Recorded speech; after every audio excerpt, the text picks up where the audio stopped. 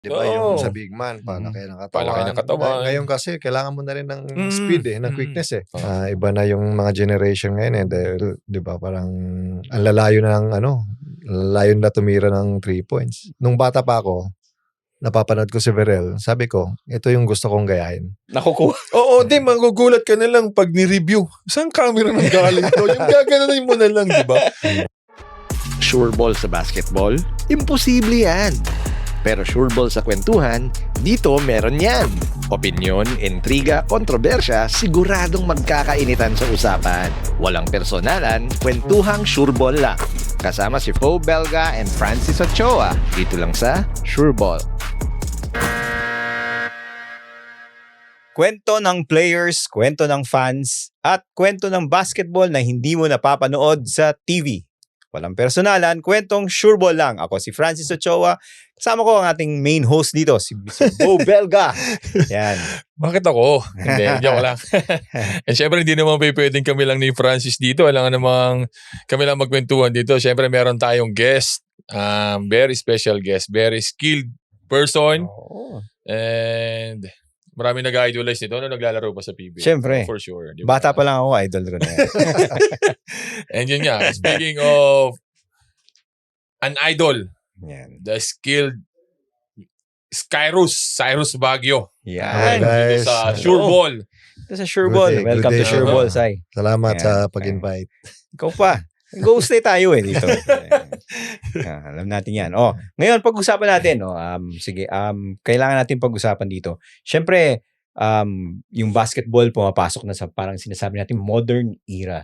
Diba, ng basketball. Iba na yung basketball ngayon sa naabutan lalo na ako, diba? Bagay sa natin yan. Bagay sa guest na. Ito bagay sa guest. Kasi ito, sabi mo nga, diba? Isa sa pinaka-skilled na players. Pero ngayon, kakaiba yung skills ng mga bata ngayon, Ibang klase, di ba? Medyo nag-elevate na. So kakausapin natin ngayon si Cyrus. And we will ask you kung ano yung mga nakikita mo na improvements, tapos saan nanggagaling to? Kasi syempre ikaw po, pitch in ka rin kasi nakikita mo from the time you started until now, na may kasama kang bata. So dito natin pag-uusapan sa Sure Ball yung skills ngayon, mga current skills ng mga players. Let's start with Sai. Yan. Kasi siya naman yung special guest natin dito. Para ba? Di ba alam naman natin nag-e-evolve yung basketball, eh. Di ba dati pag sentro ka, ilalim ka lang. Yes. Di ba poste ka lang. Ngayon, tumitira na, stretch 5 na, tumitira na sa labas. Kailangan may parang shooting guard skills ka na, di ba? Tingnan mo si Wembanyama, di ba? Hindi na pumupose sa labas na naglalaro, eh. So, pababa pa ng bola. Iba na ang ngayon, iba na ang basketball ngayon. So, sobrang advanced na. Lalo na yung mga skills ng mga bata. Baga, lahat ng mga preparation nila, yung mga training, mga advanced skills, talagang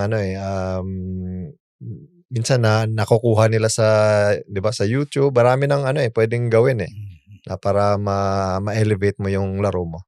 So yung may nakikita ka bang differences, bonus, kung nakikita mo since the time na you started, yung time mo, anong difference ngayon ng nakikita nyo between training ng mga players?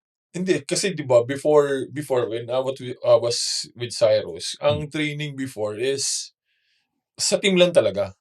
Sa team itself. Pero ngayon, most of the players have their own trainer outside of the team. Meron pa silang skills na we practice in the morning. Tapos pagdating ng hapon, meron pa silang iba na pinagtitrainan. So talagang yung skill level nila, they want to develop something else na mas higher doon sa magiging sa level ng nila na pwedeng i-develop pa. Kasi di ba syempre hindi naman lahat papasok sa into basketball na you are as skilled as Cyrus. You are as skilled as, like, for example, Richie Rivero, Juan Gomez Diliano, Jason Castro. There are some na, alam mo yung, very limited lang yung skills niya. Pero pagka inanuhan mo siya ng training itself, nade-develop mo rin. Lumalawak din yung Doon talaga namumold yung And plus, yun nga, sabi ni Cyrus kanina, you have the social media platform now.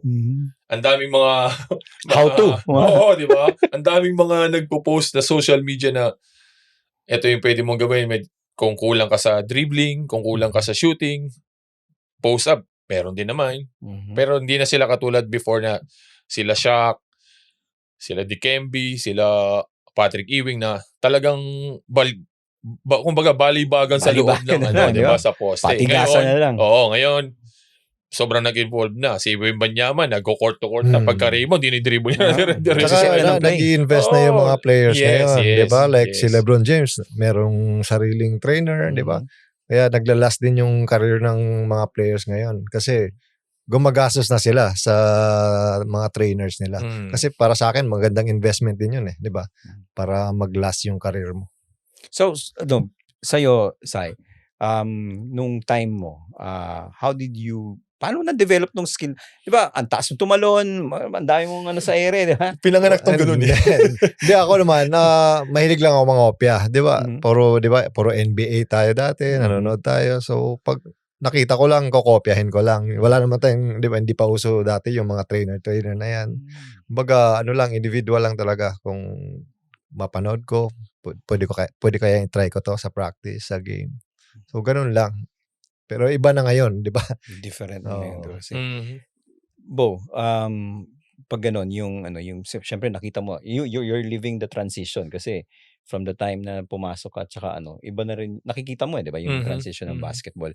So, pag ikaw, how do you change your game to fit na maging part na ng modern type ng basketball? You need to adjust, of course. Kasi, inabot ko yung time nila Eric Mink, nila Asi, na talagang, kumbaga, kailangan mo saluhin yun Asi, Eric Mink, Dennis Pino, more on post-up, yung inabot ko nung rookie year ko sa PBA Tapos, inabot ko yung nung napunta ko kay Coach Sheng, you need to develop outside shooting.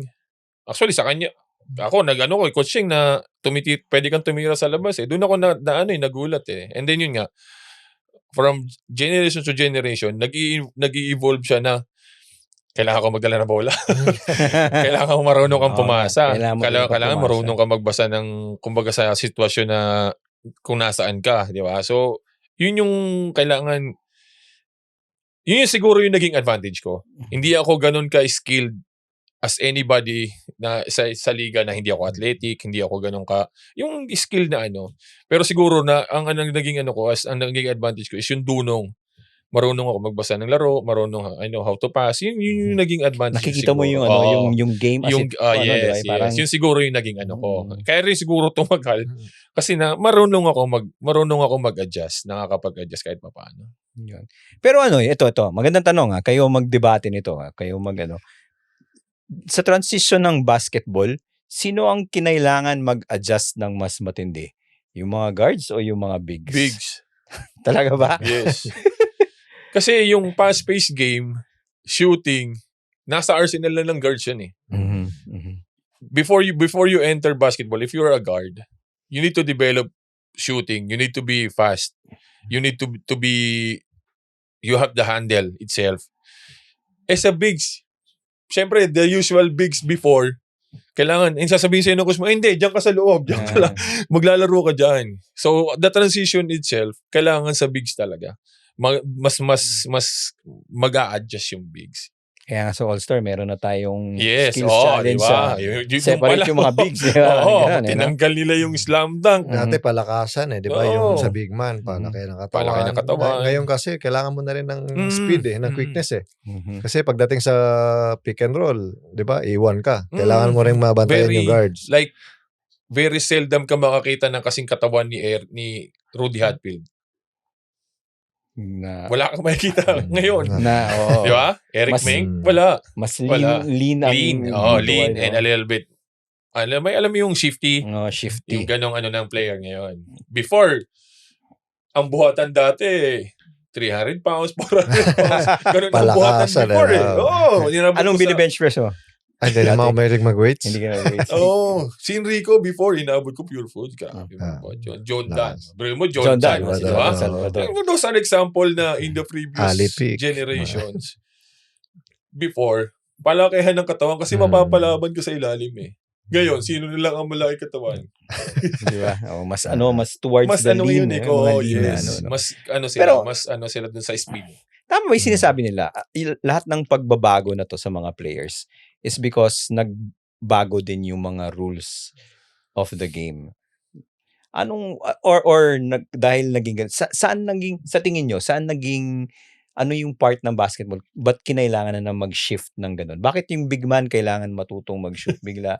Anong part? Kasi para sa akin nakikitaan nila ng advantage eh. Dati naman hindi mo i-close out yung big man, 'di ba? Pag nasa 3 points, hindi mo i-respect eh. Ngayon kasi nakita nila may advantage na pwedeng tumira, pwede tayong makascore dito, 'di ba? So kaya siguro ganun yung nangyayari ngayon, 'di ba? Nagkaka-shooting na yung mga big man. So mas spread ang floor ngayon.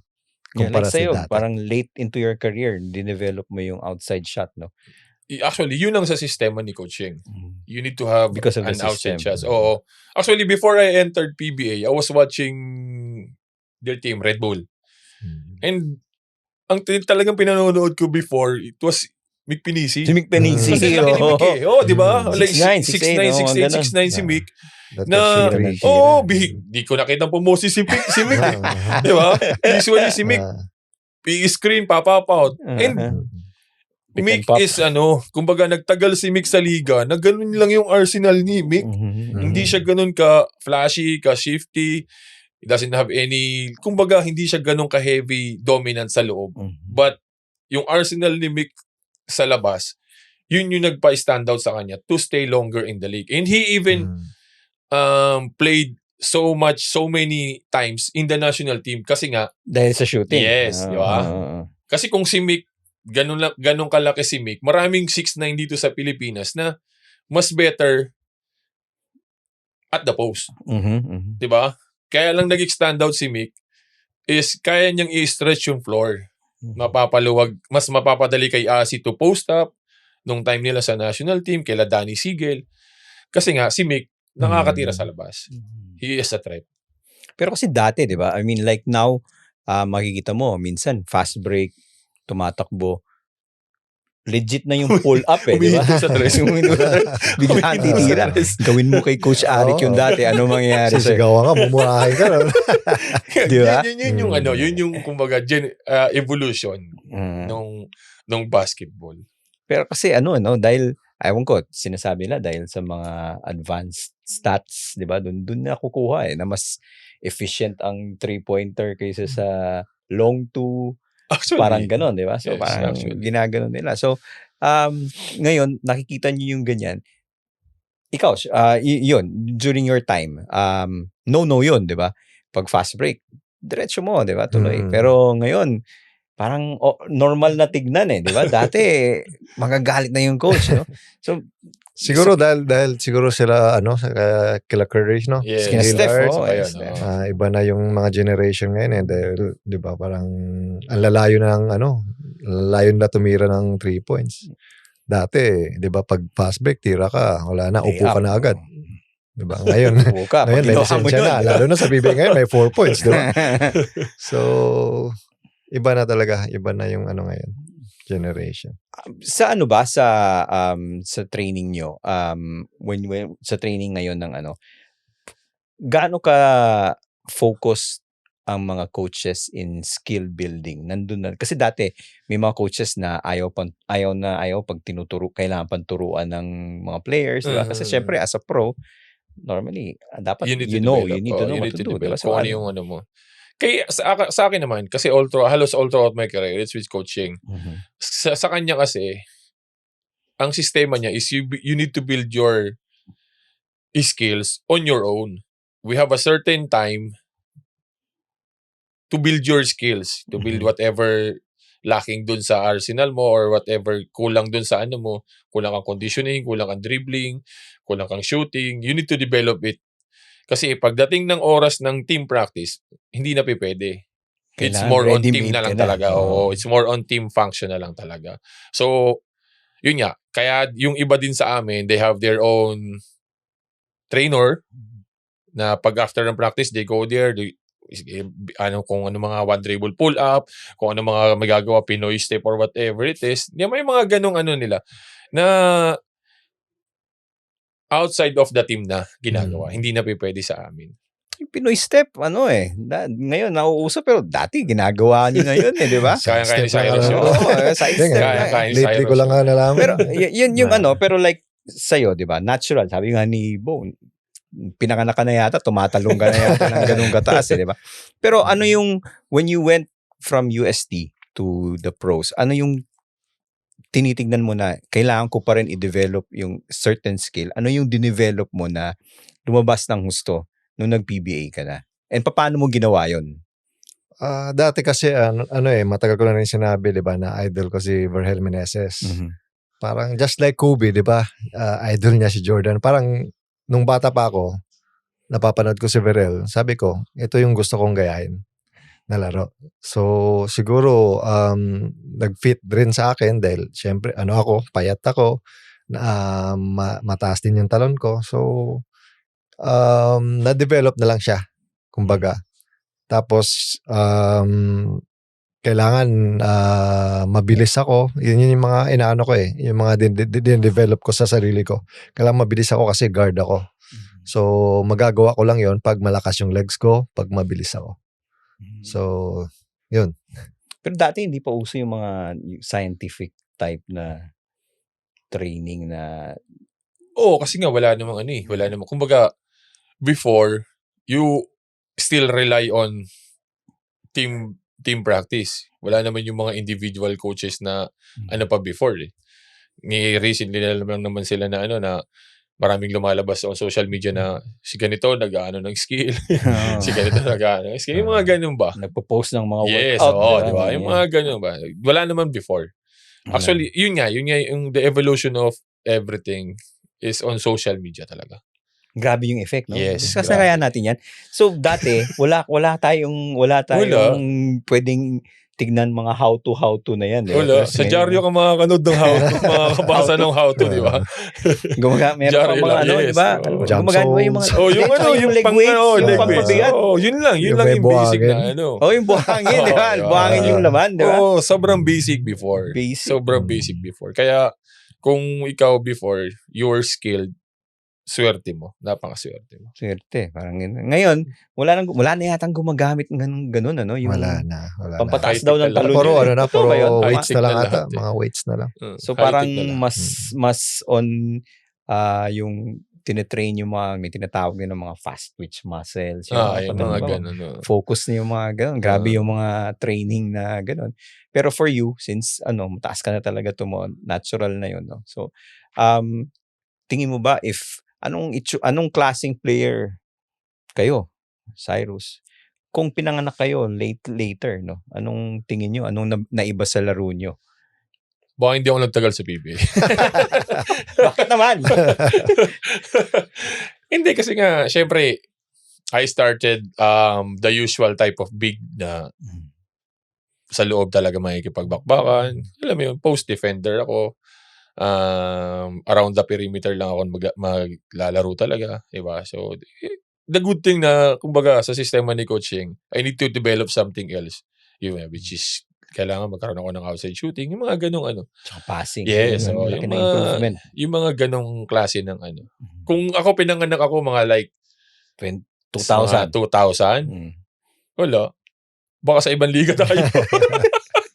Sa ibang liga tayo. Ay, ikaw, Cyrus. Pero yung game mo kasi, translatable yung game niya to the modern. Tulad nga ng sabi ni Bo, marami namang maraming magagaling na players, 'di ba? Pero sa tingin ko, swerte ka pag nahawakan ka ng coach na gusto ka. Yun yung pinaka-importante. Kahit gaano mo kagaling, pero hindi ka na magagamitin, wala rin eh. So ako, thankful ako, kahit si Bo, 'di ba, kay nahawakan ako ni coaching. Talagang lalabas talaga yung laro mo.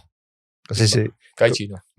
Kasi coaching kasi bibigyan ka talaga ng ng time eh. Opportunity. 'Di ba? Ang niya, mentality niya, ba't ka pa nagpa-draft kung hindi ka gagamitin, 'di ba? Dapat i-showcase mo yung talent mo, yung laro mo, 'di ba? Para makita niya na may may potential ka. Speaking of coaching, syempre yung mga kahit hindi lang naman yung skills ng modern player ang nagbabago, pati yung sensitivities nila, sinasabi nga nila itong generation na to mas sensitive yung mga tao. Paano na survive ng mga batang rookie yung mga si Coach Yeng? Hindi, ako sa tingin ko, Coach Yeng has his own radar of sa mga player na ida-draft niya. alam mo yun, parang kumbaga si Coach Cheng, ito kaya nitong batang to yung mura ko, yung sermon ko, yung mga ganun ba. Kasi, I don't know, in my previous I never met in this, with Rain or Shine, with the team that I am, I never met a person na nagtampo ng pinagalitan. Talaga, kay Coach Cheng? Oo, wala akong Yung nakita. temperament na yun ni Yes, Coach Cheng, walang player ever wala. Wow. Yun nga yung sinasabi ni Coach Cheng na kapag kinuha kita sa team ko, I see something special and you can handle things na pwede kong ibato sa'yo. Yung mga ganun ba? Kung may pressure, may binigay na pressure sa'yo, kaya mong i-handle. Sa tingin ko may sarili siyang radar na hindi namin alam eh. Diba? O kasi sa tingin ko si Coach Cheng hindi naman siya may sarili siyang scout na Kasi he's also relying on the coaching staff suggestion eh. Diba? So, sa tingin ko si Coach Cheng may sarili siyang radar na eto kaya ko nito. So parang naintindihan na. I think siguro pag dinraft ka ni may certain understanding ka rin what you're getting into, 'di ba? Alam mo naman siguro ikaw nung Red Bull, pasok na alam mo naman siguro kung anong pinapasukan mo, 'di ba? Saka magaling din kasi si coaching mag-develop talaga ng players eh. Hindi naman niya parang magaling ka na parang kukunin ko to kasi magaling na, hindi. Magaling si coaching mag-develop ng player. Kaya halos lahat ng mga rookies gusto mapunta sa kanya. So on the coaching side, paano naging transition, nakikita niyo yung transition ng mga coaches din? Paano sila nag-adapt sa modern na basketball? I know for a fact si Coach Cheng mahilig na rin tumingin ng advanced. Nanonood ng YouTube lagi yun. Oo. Actually, kasi nga, dun ka rin makakakuha ng He will send sa GC namin ng how to improve your skills, yung mga ganong lang ba, simple na alam mong talagang pwedeng makatulong sa'yo. Pwedeng makaano sa'yo. Kumbaga, pwedeng mag-improve yung game mo. Yun yung mga simpleng na isi-send lang sa'yo and then you need to watch it and it's up to you kung paano mo i-apply. Yung mga ganong simpleng lang nila coaching. Yun yung adjustment siguro ng niya. And kasi nung nahawakan ako ni Coach Cheng, fast-paced na talaga kami. Naging teammate ko si Cyrus sa diba? na kami. Kumbaga ratrata na talaga parang kami. Run and gun naman talaga from the yun start na talaga kami, si Coach Cheng. So parang yung adjustment nyo, hindi na ganun ka very little. Little na lang. No? Little. So skill improvement na lang yung Pero speaking of social media, kasi sinasabi nyo, doon natin nakukuha lahat. Pero grabe na rin yung mga comments nung mga tao, 'di ba? So, merong taong masaya sa nangyayari sa basketball ngayon.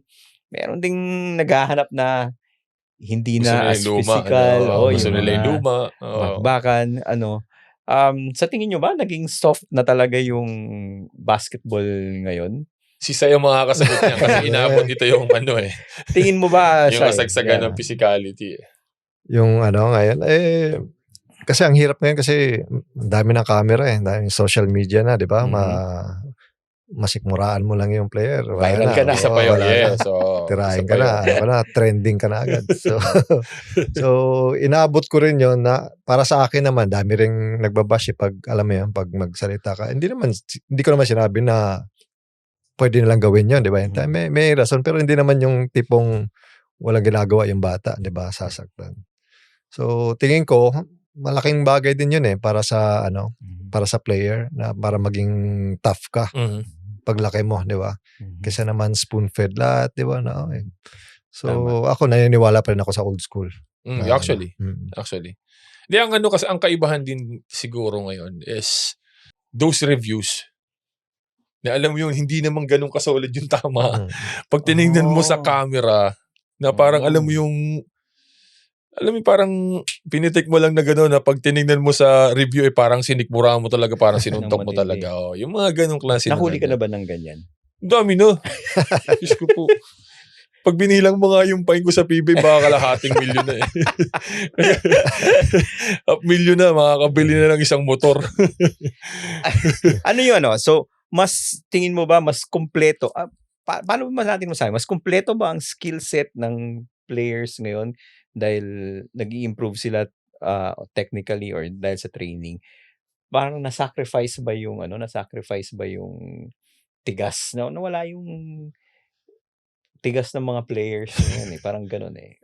Siguro. Kasi before, patigasan ng labanan eh. Ngayon naman pagalingan, pabilisan eh. Sa mga guards, diba? Sa mga guards. Sa guards, yes. Pabilisan, Pabilisan. ganyan. Ngayon, more highlights na ngayon eh. Di ba? Maganda move mo eh. Di ba? Sisikat ka. Pero hindi nila alam yung mga mintis mo, Yung mga supply mo, puro yes, shoot eh. Di ba?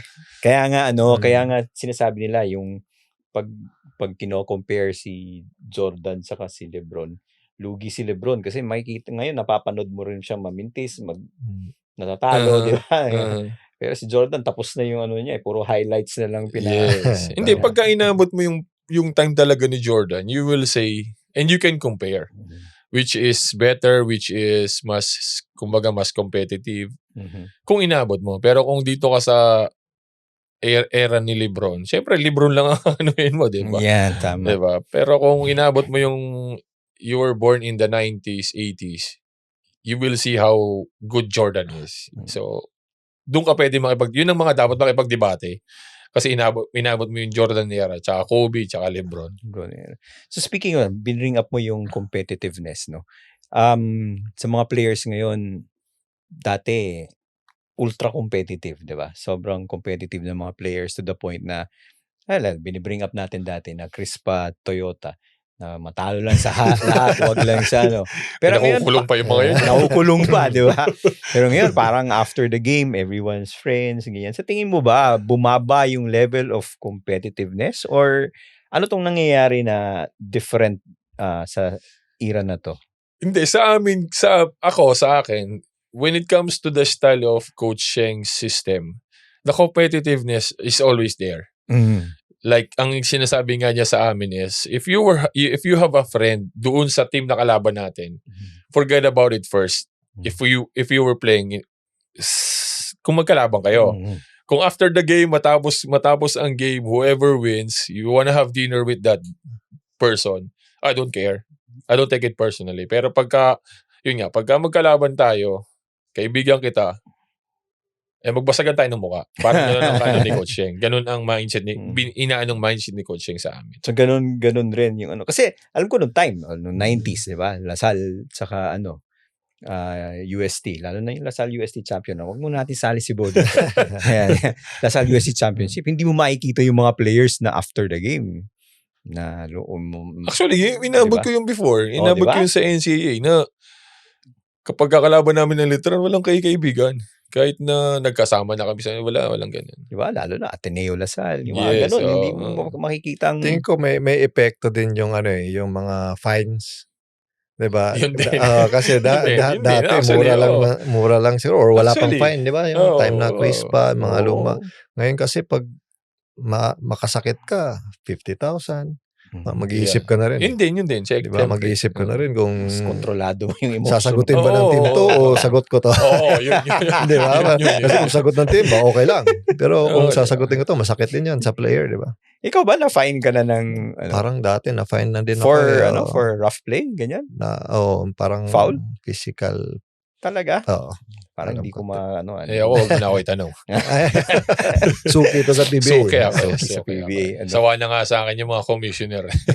Ayaw na ako ipatawag Best friend mo na yung mga commissioner, Pero hindi. So ngayon ba? So lately sa PBA, alam naman natin, maganda rin yun na hindi na nagkakaaway sa court, di ba? Bihira nagkakaaway. Pero on the other side, is that a sign na hindi na ganun ka-competitive or ganun pa rin ka-competitive, iba lang talaga yung approach ng players? Iba siguro yung approach. Iba na yung approach nila. Yun nga, like sinasabi ni Cyrus, instead of doing dirty tactics, pagalingan na lang tayo. Kasi before, like for example, a certain person na sobrang ganda ng ginagawa, sobrang kumbaga dinodominan niya yung laro, sasaltikin lang yun Bigyan mo nga yan. Diba? Bigyan mo yan para medyo... Isang ganun sa tiyan. Ba? Stop-bullin mo nga yan para medyo makontrol-control lang. Yung mga ganun. Oo. Ngayon, mahirap. Mahirap kasi Yun nga yung sinasabi mo, There's yung a lot of replay. cameras. Oh, there's a lot of Pero cameras. kailangan pa rin tingin ko, 'di ba? Lalo na pag may scorer sa kabila, 'di ba? No, Kailangan, di ba? Parehas kami ng kailangan design mo eh. ring tirahin, 'di ba? Para Kumbaga, mag-iba yung laro. maano mo lang. Kumbaga, hindi naman to hurt that person. Kumbaga, maano mo lang. Ilagay mo lang sa Psych-war utak lang, na, ma-psych-war lang na, ay, teka, medyo kinakanti na ako. Mga ganun lang. Dadalawang isip na dumrive mga bigla, ganun di ba? lang, mga ganun. Pero, pero tama yung sinasabi mo, no? Mas mahirap ngayon kasi hindi lang TV camera eh, di ba? Minsan nakakalusot sa May TV camera pero yung mga oo. nagbi-video sa gilid. Oh, Kita ng aside fans, from, di ba? Oh, mga fans na aside from makikita the ka sa- cameras itself sa TV, meron pang mga camera na nasa paligid na, Nakukuha. oo, di, magugulat ka na lang pag ni-review. Saan camera nang galing to? Yung gaganonin mo na lang, di ba? Saan camera galing to? Parang hindi ko nakikita sa venue to. Yung mga ganon. Ganon, yun ang pinakamaano sa lahat. Pero nakaka-bad trip lang kasi yung ano eh, yung nauuso yung sinesell yung binibenta mo yung flop, di ba? Yung Yung flop. mga ganun na parang Yun yung dun dapat, nakakasira, di ba? dun dapat maging stricto. Kasi tama ka nga. I'm sure marami na mag-attempt sa'yo, lalo. Di ba, na pag nadikitan mo, alam nila si Bo Belga to, umarte akong konti. They can sell May it. benefit Oo, of the they can doubt na sell sa it. Oo. referee, di ba? Kasi yung before, minabot ko sa parang kumbaga, they have a little bit mutual respect sa veterano. If you're a newcomer, mas binibigyan nila ng leeway ang veterano noon when it comes sa call ng referees. Yun yung na-experience ko nung bago ako. Kasi before, sabi ko nga, like kung sinano, nung rookie year ko, doon ako na nakatanga lang akong gano'n, binagsakan ako ng siguro ni Dennis Pino eh.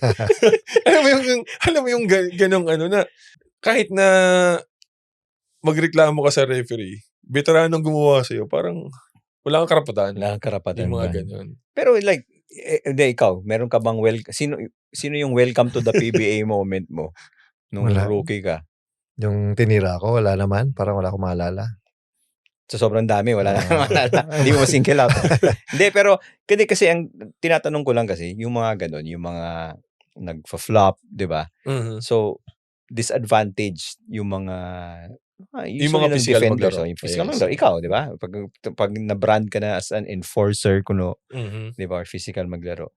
Dali lang yun. Kung kalaban mo, dumrive ka lang. Pag nabangga ka konting ate. Konting arte. Alam na Pero referee, uy, nauso teka, si ngayon yung, Belga yun. yung review di ba? Ah, Meron yun na nga. ngayon. Pwede nang yung i-review. challenge nila yung Yes, kung may foul ba or ano. Pero sinasabi mo nga, minsan sa angulo pa ng review, kung Yun nga. pangit yung di ba? Yun Na nga. Yung pangit yung konti angulo, lang yung konting mo. konting, kumbaga sumayad ka lang. Binenta na lang talaga. Yun nga. Yun yung disadvantage din talaga ng Pero kung pag ibinalik mo yung physicality na sa tingin ko, hindi naman totally physicality na dumaan Mananakit na. na. Oo, na may nananakit na. A little bit more of physicality na to the limit of basketball pa rin.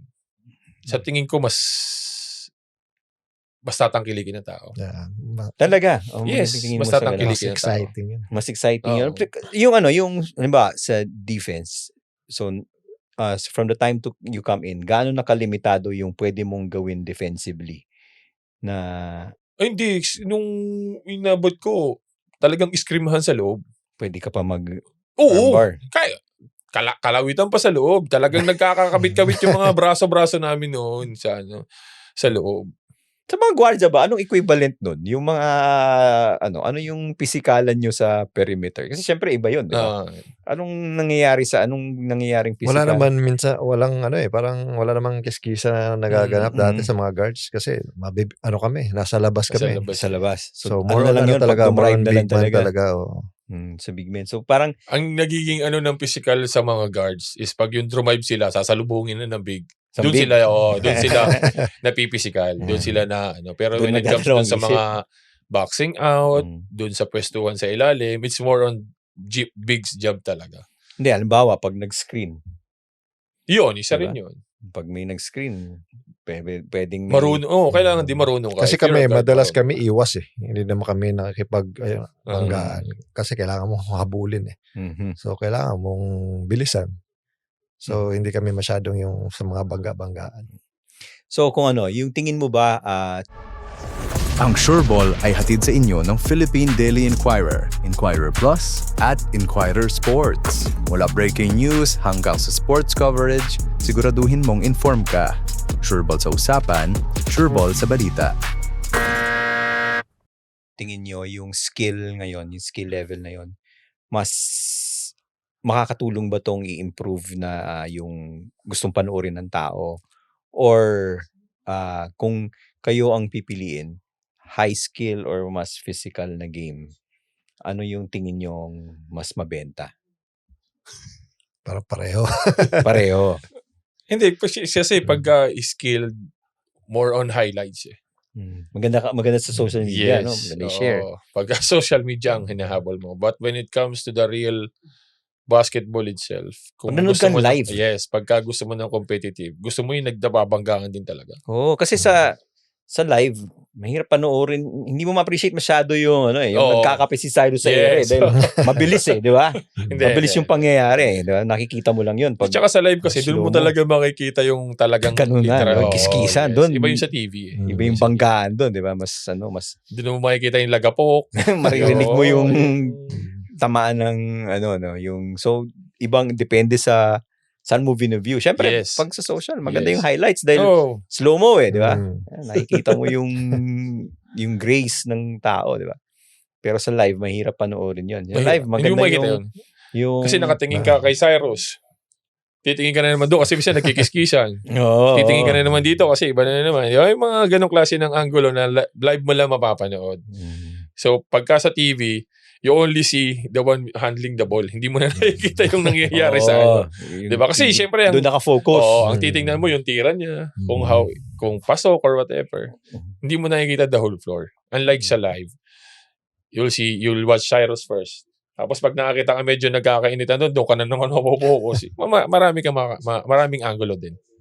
Cyrus, yung laro mo ngayon, very fit pa rin sa kung 25, 30 years old ka, pasok ka sa yung skill mo sa PBA, kahit na basketball ngayon. Marami akong nakikita naman na parang kasing laro ko, di ba? Sila Nocum ngayon, Yeah. Richie Rivero.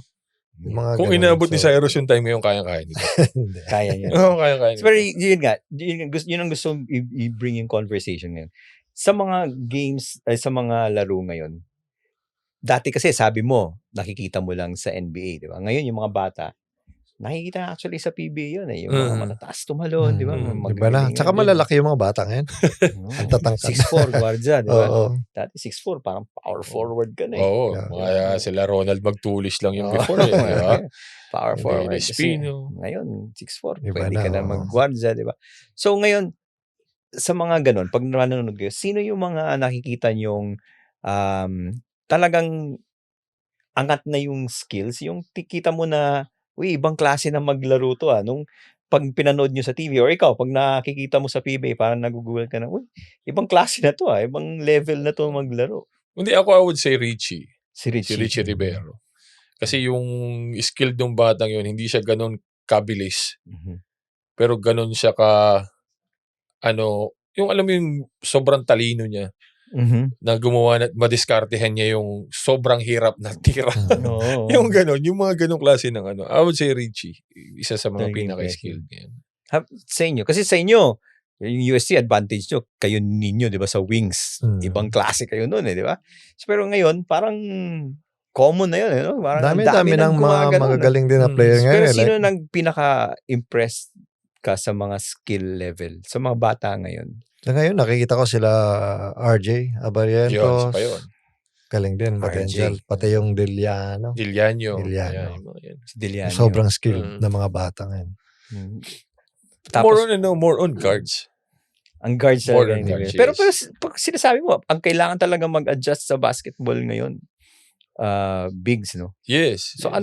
anong kailangan, like minsan kasi sa Pilipinas ganyan, pag nasa barangay ka pa lang, ang hirap niyan pag I'm sure na experience mo ito na pag tumama ka ng 6-footer ka pa lang, sentro ka na kaagad yung gano'n. Pero Hindi na rin eh. Hindi na rin ngayon. Hindi na rin eh. Kasi Pagka lumalaki nanonood na. ka ng barangay, kahit na bigs, tumitira na sa labas eh. Kasi Tumitira na talaga. yun na yung talagang evolution ng basketball eh. Wala na nga ako nakikitang sa Pure barangay post. na pure poste. Talaga. Tsaka more, kasi, ayan, ewan ko ha, sa mga barangay kasi na ano ko, naging disadvantage din sa bigs kasi merong mga import. Oo, Mga foreign, yung mga foreign nauso na rin pati yun. nauso na rin yun. Nakikita Yung ko mga nga eh. liga-liga lang, may mga ganun. May mga ganun. So wala kang madidevelop na Oo. big, di ba? So talagang sa labas ang may Sa labas. So sa tingin nyo, is that something that's going to continue na in the long run, or eventually magsasawa yung mga tao na ibalik nyo na nga yung ibalik nyo na nga yung dating poste, di ba? Or kasi a lot of that has to do with yung rules din ng basketball, di ba? Kasi yung rules ngayon mas nakaka-focus sa offense, no? Yes. So tinutulungan yung mga offense. Pero sa tingin nyo, doon na talaga papunta yung basketball ngayon? Pwede. Mm. Pwede. Mas Kasi nga, wala na ako ma-remember sa NBA na aside from Embiid, yung Carl mga Anthony back to the Towns, hindi na basket, rin eh. Hindi na rin. Wembanyama, hindi na rin. Mm. Di ba? Sa PBA, si Junmar na lang. Si Last Mota na yun. Otua, sa labas na din. Sa labas na Di ba? naglalaro. Sa TNT, wala. Sa amin, wala rin. Di ba? So, doon na talaga. Doon na papunta. Siguro, na lang, mas anuhan na lang yung physicality of the game. Mas, kumbaga, a little bit more. A little bit more leeway doon sa physicality of the game. Para hindi naman puro yung offense yung kinabang. No? Yes. Parang ganun, no?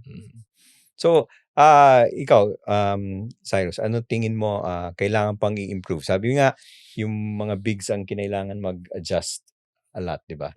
Pero sa mga guards, anong gusto mong makita para talagang umangat palalo yung level ng basketball? Na talagang papanoorin, ha? Sa akin kasi parang kailangan magkaroon ng yung mga shooters. So ako napanood ko nga yung sa Gilas, yung mga last games nila. Kasi tayo mga Filipino, maliliit tayo eh. So kailangan talaga more on outside shooting. Kasi dami naman, lahat naman pwedeng maging facilitator, 'di ba? Pero yung panahon nila Jeff, no? Nila Larry. Dami. Yun yung Jeff, maganda nga puro Larry, Don. Gary. Oo. Yeah. So kailangan yung ma-develop ng mga Filipino players ngayon. Yung shooting talaga. Yung yung 4-point shot nakakatulong sa development ng shooting. Hindi, ako sa tingin ko, when it comes to sa national team, hindi siguro eh. Kasi hindi ka naman ganun tatira ng Magiging conscious ka ba na may 4 points ako? Hindi siya. Hindi siya eh. And yun nga, kahit sa amin sa team namin, hindi ini-encourage ni coaching eh. There are certain people who can take, who has the skill to take the shot. Pero hindi niya ini-encourage na practice mo yan, kailangan. Kaya meron ka yan. You have a certain wala, hindi naman. So tama yung sinasabi ni Cyrus eh. I think the last guy na talagang strictly pure shooter sa national team is Lassiter. Si Marcio. And then after that, hindi ko na si Dwight na yung yung talagang kumbaga has the license to take the pero outside hindi shots. pure shooter hindi pa din pure, talaga. diba? Unlike yun nga, yung time namin sa national team, you have Jeff, Larry, pag off night si Jeff, you have Larry, and then you have Gary. David, Tapos si Ranedil pa minsan nakikigulo. Di ba? Yun na yung last time na merong bigs na nasa poste. Tapos si Ping, hindi naman ganun kaano tumira ng labas. Paputbak lang si Ping. Mas Pulot-pulot. balance kayo dati, no? Oo, mas kumbaga yung noon is talagang balansyado yung lineup. You have Junmar, you have Doughty, si Andre Blatch, si Japet, si Junmar, si Ping, si Ranedel. Tapos sa guards mo, si Jason, si LA, si Jimmy. Di ba? Yung mga talagang legit facilitator ng ng team. Tapos you have Jeff, you have Gary, you have Larry, you have Paul, Dillinger, you have a defender in Gabe. Di ba? So, talagang magko-complement yung kumbaga the whole team is kumbaga yung mga role nung kailangan, yung kung ano yung role na kailangan ng team, nandun, nabuo. Pero kasi ngayon parang 'di ba, parang bukod sa post-up big man, parang nawawala na rin yung pure na point guard, 'di ba? Kasi dami nang pwede ng playmaker yung ikaw, 'di ba? Minsan yung plays ng Rain or Shine, they run through you, 'di ba? Yes, 'Di ba actually. mga ganun eh. Kung si Wemby na lang din, 'di ba? Sabi mo nga pag nag-rebound, binababa na. So advantage ba to sa atin or something na siguro kailangan pa rin natin ibalik yung talagang true na alapag Castro type na facilitator. You have, actually, okay, pwede din yun. Pwede mong ibalik yung ganun. Kasi you have RJ Abarientos. Si RJ diba? yan, diba? Pwede. Juan Gomez Diliano. Na pwedeng mapag-aralan. Pwedeng matuto talaga na maging ganun. Maging ganun type ng player. Kasi when it comes sa bigs naman, pag naging healthy si Kai, okay na eh. You have Edo. You have that si QMB. Di ba? Those three guys na mga bata pa ngayon, solid. They can dominate eh. Tapos yun nga, sinasabi ni Sai, we need to develop somebody na strict shooter. Kasi there's a lot of guys. Kahit big man, no? Kailangan pa rin eh. Kahit big man na shooter. Oo, para ma-stretch yung floor. Kita mo yung mga kalaban, di ba? Ang lalaki. Nagda-drive and kick, di ba? Yung mga example like Ranidale, Pinisi. Yun yung mga kailangan natin. Yung mga kailangan din natin. Tsaka mas mahirap i-block yun. Kung 6'6", 6'7" na shooter ka, medyo mas mahirap i-close out yun. Yes. Hindi, tsaka ano din, luluwag ang floor sa mga creator. Kapag ka meron ka talagang, kapag iniwan to, patay na. Yung mga ganong klase ng mindset ba na maiwan mo to ng konting puwang lang, yari ka na. Yun, syempre, yun yung magiging ano ngayon, luluwag ngayon for the creator to drive, to make their own basket. Yung mga, mas magiging madali for us.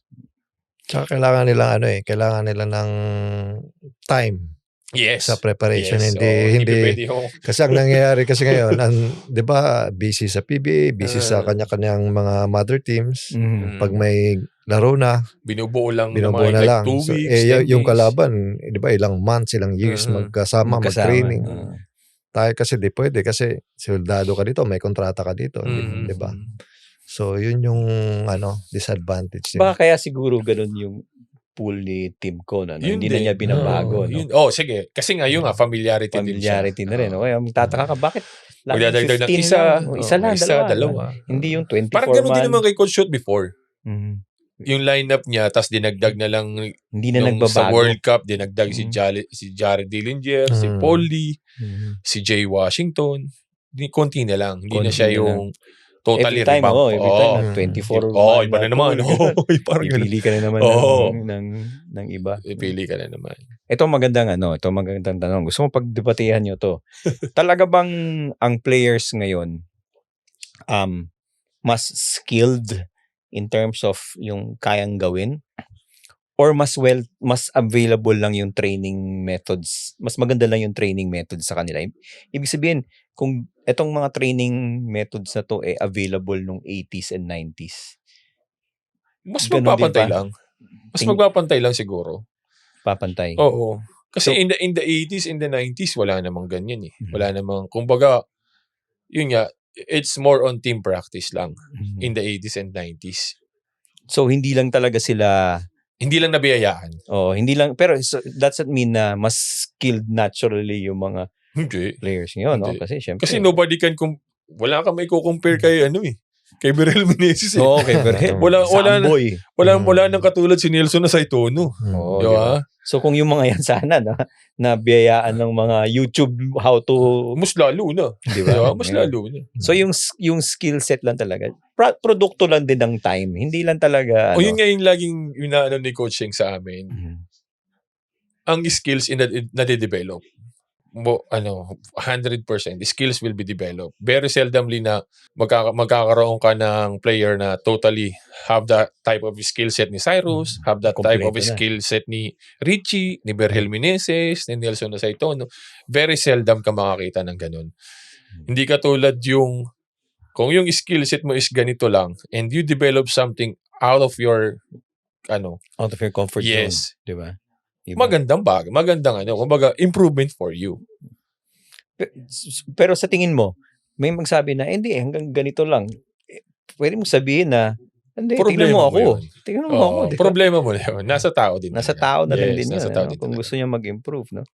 Yun. So, Cyrus, yung for today's players, especially sa guards, no? Sa mga guards, ano yung ma-advise mo sa kanila? What can you tell them na, syempre, para mas lalo pang ma-improve yung game nila? Siguro, parang huwag masyadong fancy. Kasi yung time ko kasi, 'di ba, yung mga highlights ko like sa Fastback 3 kalaban. Nung tumanda na ako, doon ko na realize eh. Kasi nakakapagod pala to. Sinabihan ako ng isang coach na high percentage tayo, 'di ba? Pag 2 kalaban, 3 pasa mo na. Bata ako noon 'di ba? Parang hinahanap pa ng katawan mo. Pero nung nag-mature na ako, parang mas nakakapagod, mas madaling tumira sa labas. So, ako, ina-encourage ko yung mga bata na, yun nga, practice your shooting, mas simple, mas effective. 2 points lang din. Kaysa maging fancy ka, 'di ba? Maganda tignan sa mata, highlights, pero mas pa rin. Kasi yun yung problema minsan no? Yung tipong pagbata ka, ewan ko, parang hindi mo talaga maiwasan na, parang late palagi dumarating sa'yo na, pwede naman natin tong gawin na mas madali. Bakit ba natin pinapahirapan ang sarili natin? Late ang realization mo. Diba? Parang, lintik. Ang hirap na maggawin. Ginawa ko pala to noon. Pwede namang hindi na. Pwede namang hindi sinugod yung 4 na defenders. Diba? Yung ganon. Diba? Pareho lang naman 2 points, dunk at saka layup. Oo, diba? Pero yun nga, yung ganung klaseng mindset, bakit ang hirap ituro sa mga bata? Bakit kailangan? Kasi nauuso nga yung social media ngayon sa YouTube, di ba? Malaking impluwensya. No. Malaking impluwensya. Nang gustong nakikita yung yung nagiging sikat. Sabi ko nga, pinopost lang nila yung na-shoot, pero pag nakita mo sa actual, baka daming mintis. Dapat puro mintis diba? naman, no? Ang i-post nila. Hindi, malaking talaga. Malaking impluwensya ang social media in everything. In everything that we do.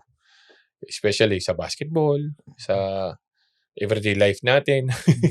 Kasi, manood ka social media, matututo ka magluto eh. Diba? Kahit di ka marunong eh. Tapatan mo lang na YouTube, makakapag-ano ka na ng makakapagsinigang ka na ng yes, yeah. Pero kasi yun nga, yung lumalabas sa social media. Yung mga, kahit yung mga games na sa kung saan-saan na, 'di ba? Yung mga kung sumisikat na rin dahil doon, 'di ba? Parang everyone's getting into the act na sa social media. So mahirap din talaga yung ituro sa mga bata na, teka muna, may mas madaling paraan gumawa ng 2 points. Kung 2 points lang din lang naman pinag-uusapan natin, may mas madaling paraan. So yun yung gusto mong sa mga bata ngayon. Simplehan lang yung basketball, di ba? Pero paano pag lumaki silang ikaw yung idol nila, di ba? Pero parang mahirap naman yata. Hindi, ang ni Cyrus sa YouTube ngayon, yung mga simpleng tira na. Buburahin yung mahirap. Hindi ko na tinuturo yung mahirap. Yung hindi na mahirap. Alright, yun. Pinag-uusapan natin yung mas skilled ang players ngayon, no? So, skilled players ngayon, eventually, syempre sa college, pupunta rin sa PBA yan. Mas nakakatulong ba na dumami yung manonood sa PBA? Itong mga skilled players na ito, makakatulong ba i-improve yung PBA audience? Oo naman. Tingin mo, bakit? Kasi nga, mas exciting panoorin lagi ko ini-encourage, mas excited manood ng live rather than on TV. Siguro nagmamatter din sa kanila yung mahal ng ticket on live. Oo nga. Diba? Kasi pag tinignan mo MPBL, puno, no? it's free. Ganda nanonood. Diba? Tsaka iba labanan eh. Diba? Yes. Kasi lugar.